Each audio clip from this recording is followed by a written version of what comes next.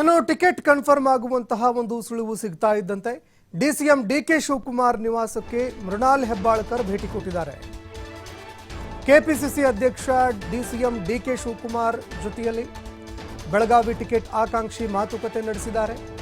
ಬೆಂಗಳೂರಿನ ನಿವಾಸದಲ್ಲಿ ಭೇಟಿಯಾಗಿ ಇಬ್ಬರು ನಾಯಕರು ಚರ್ಚೆ ಮಾಡಿದ್ದಾರೆ.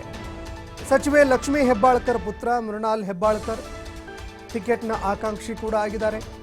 ಇನ್ನು ಅದೇ ರೀತಿಯಾಗಿ ಲೋಕಸಭೆಗೆ ಟಿಕೆಟ್ ಸಿಗತ್ತೆ ಅನ್ನುವಂತಹ ಒಂದು ನಿರೀಕ್ಷೆ ಕಂಡು ಬರ್ತಾ ಇದ್ದಂತೆ ಮೃಣಾಲ್ ಹೆಬ್ಬಾಳ್ಕರ್ ಡಿಸಿಎಂ ಡಿಕೆ ಶಿವಕುಮಾರ್ ಅವರ ನಿವಾಸಕ್ಕೆ ತೆರಳಿ ಡಿಕೆ ಶಿವಕುಮಾರ್ ಅವರನ್ನ ಭೇಟಿಯಾಗಿದ್ದಾರೆ. ಕೆಪಿಸಿಸಿ ಅಧ್ಯಕ್ಷರನ್ನ ಭೇಟಿಯಾಗಿ ಲೋಕಸಭೆ ಚುನಾವಣೆಗೆ ಸಂಬಂಧಪಟ್ಟಂತೆ ಮಾತುಕತೆ ನಡೆಸಿದ್ದಾರೆ.